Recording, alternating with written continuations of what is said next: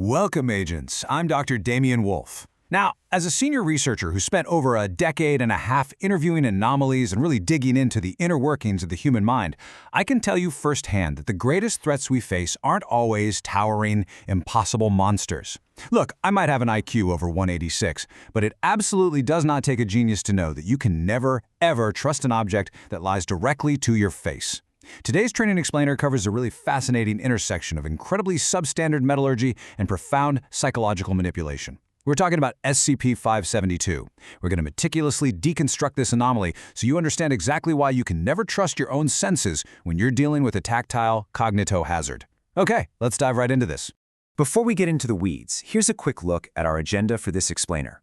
1. Anomaly classification and overview. 2. Physical reality versus perception. 3. The cognitive distortion effect. 4. Analyzing the subject incident. And finally, 5.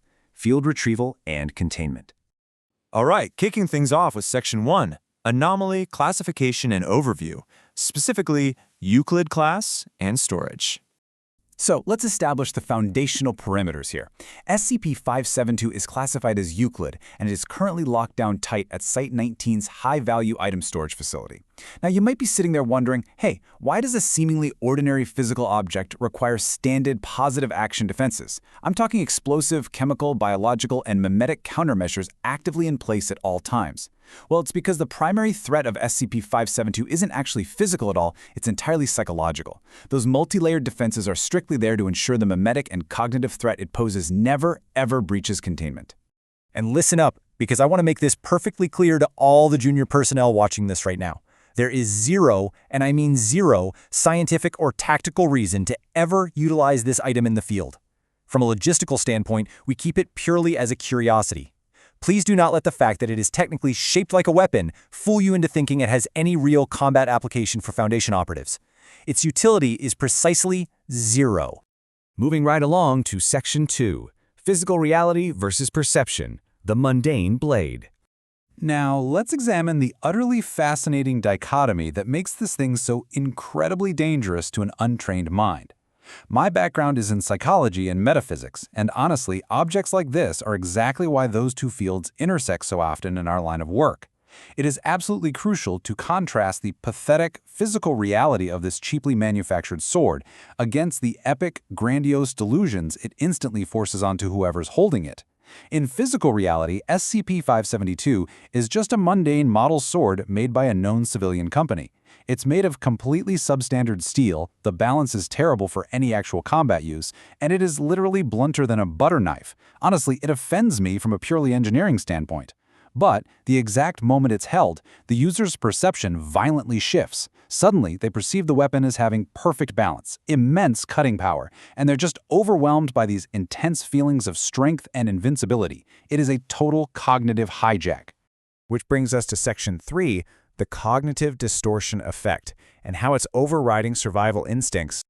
Let's break down exactly how this cognitive distortion manifests, because the true hazard isn't the blade itself. It's the instantaneous hijacking of your psychological faculties. The crucial point here is the concept of a tactile compulsion. The very second bare skin touches that hilt, the distortion takes over. And this isn't just a subtle suggestion, guys. It completely erases all common sense, risk assessment, and fear. It's an anomalous psychotropic effect triggered purely by physical contact. You cannot logic your way out of it, and it can't be countered by any known means as long as the subject is holding the blade. Your most fundamental human survival instinct is just turned off, completely replaced with an unshakable, utterly false sense of invulnerability.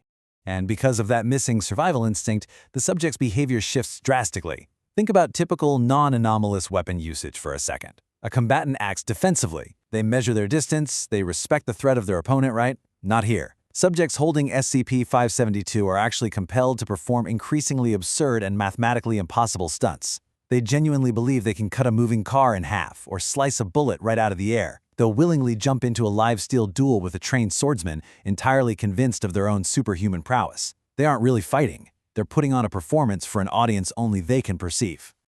But here's the reality check.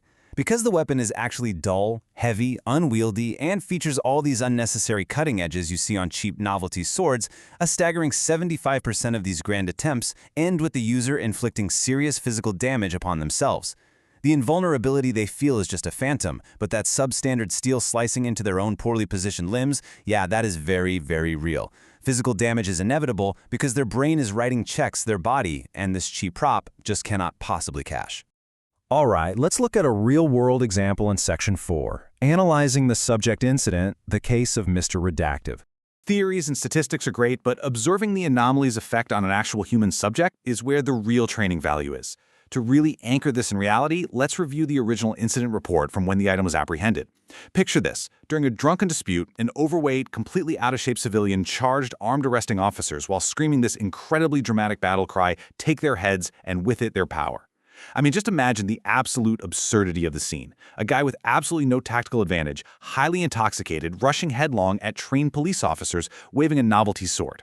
This is that absolute erasure of survival instincts I mentioned earlier, just manifesting right there in real time.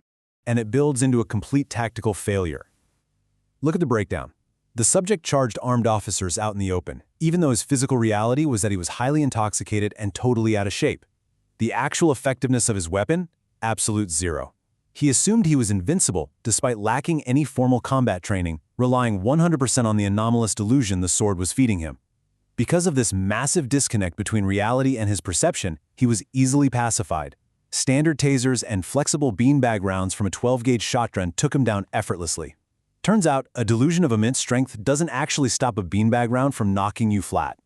But here is where the story takes a genuinely chilling turn, and it perfectly highlights the psychological impact on untrained personnel. After retrieving the weapon from the pacified subject, the arresting officer, Officer Redacted, began muttering about the lethal effectiveness of the blade. The officer actually claimed that if the civilian had managed to score a hit, an officer would have lost a limb. And this was despite the glaring physical evidence right in front of them that the blade was blunter than a butter knife. The exact moment the officer touched the weapon, the psychotropic delusion instantly overwrote all of their law enforcement training and basic common sense. It's incredibly contagious. So how do we handle this? Section 5, Field Retrieval and Containment, Safe Handling Protocols. This brings us directly to your operational takeaway. How do you logically counter an item that bypasses your logic and lies directly to your nervous system? How do we make sure our own personnel don't fall into the exact same cognitive trap? It all comes down to breaking the chain of contact and resetting the mind. You must strictly follow these 3 steps. Step 1, always use long-handled tongs to wrest the item away from an affected subject. You have to prevent skin contact at all costs, or you just become the next victim. Step 2, deliver a swift blow to the back of the subject's head. A little percussive maintenance works wonders here. A single strike is usually enough to completely expunge the psychological effects and reset their baseline cognition. And step 3, which is critical, completely ignore your own perceptions regarding the item's quality during transit. Don't test its balance. Don't admire the edge. Just treat it as the highly dangerous cognito-hazard that it is. So, as we wrap up today's explainer, I want to leave you with this final thought. Out in the field, your perception is your primary tool for survival. But anomalies like SCP-572 take that tool and turn it violently against you. You have to ask yourself, are you going to let a piece of substandard steel convince you of your own invincibility? Or are you going to trust your foundation training, maintain your distance, use your protective equipment, and actually survive? Remember, agents, your mind is your absolute greatest tool. Stay diligent, stay grounded in reality, and I'll see you in the next explainer.